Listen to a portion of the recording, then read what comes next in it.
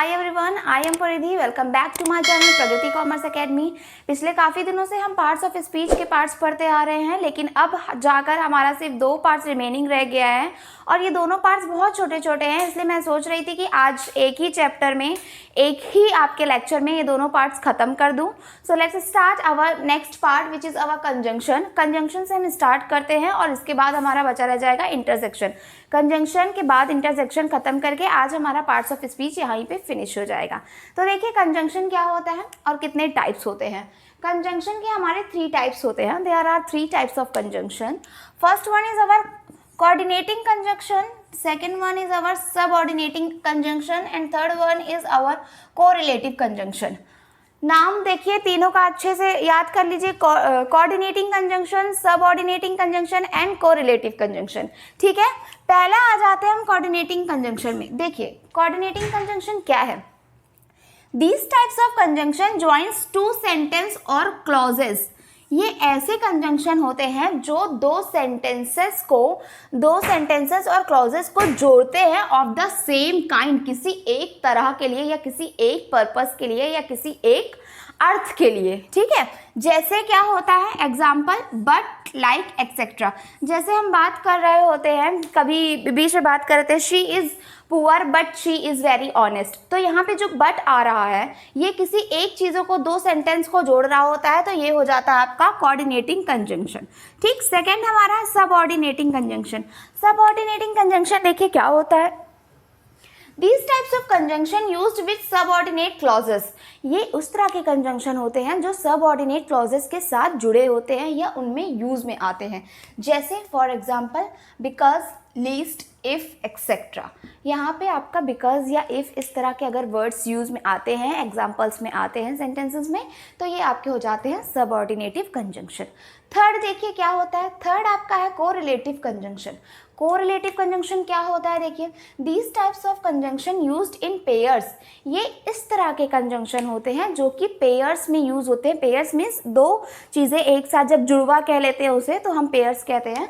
तो इस तरह के कंजंक्शन जो होते हैं जो पेयर्स में आते हैं ये हमारे कहलाते हैं correlative conjunction.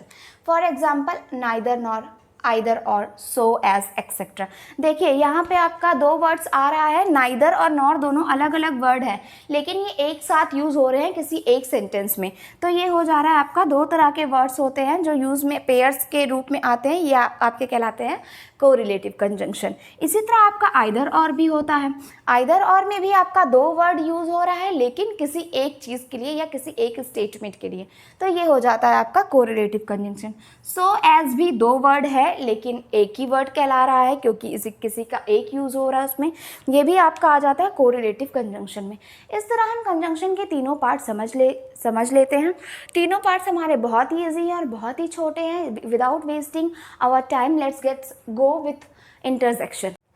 Okay, let's see our last parts of speech। Our 8th parts of speech is intersection। intersection हमारा parts of speech का last part है जो कि 8th part है। अब देखिए intersection में क्या क्या आता है। intersection में वैसे कोई types वैसे नहीं होते हैं, क्योंकि intersections आपका वैसी चीज़ें होती है जिसमें आप ब्रावो, हुर्रा, अलास इस टाइप के वर्ड्स यूज़ करते हैं। सो ये हो जाता है आपका इंटरसेक्शन। इसमें मैं आपको बता दे रही हूँ कि कौन कौन से वर्ड्स यूज़ होते हैं और कौन कौन से वर्ड्स किसके लिए यूज़ होते हैं, यानी उसकी मीनिंग्स क्या होती हैं। इसमें डीपली नहीं पढ़ पाएंगे हम क्योंकि बहुत ही डीपली इसमें नहीं है, जितना है उतना मैं आपको पूरी कोशिश कर रही हूँ कि वो सारे वर्ड्स आपको बता दूँ। अगर 1-2 वर्ड्स छूट गया तो प्लीज़ उसके लिए आप मुझसे पूछ सकते हैं अगर किसी भी तरह की कोई कन्फ्यूज़न रहेगी तो। ठीक है, चलिए देखिए पहला वर्ड हमारा क्या है। Some common intersections are. कुछ कॉमन इंटरसेक्शन हैं जो कि कौन कौन से हैं। ब्रावो, ब्रावो हम यूज़ करते हैं किसी वर्ड्स में जो हमारा किसके लिए होता है, एप्रिसिएशन के लिए। हुर्रा, हुर्रा किसके लिए होता है, जॉय के लिए। अलास, सॉरो के लिए। ओ, विश, आह, ग्रीफ, टट, डिस्कस्ट, पिश, कंटेम्प्ट, लो, हार्क, हश, ये होता है आपका अटेंशन के लिए। हो और हेलो ये होता है अ कॉल, यानी कि किसी कॉल के लिए या किसी को बुलाने के लिए।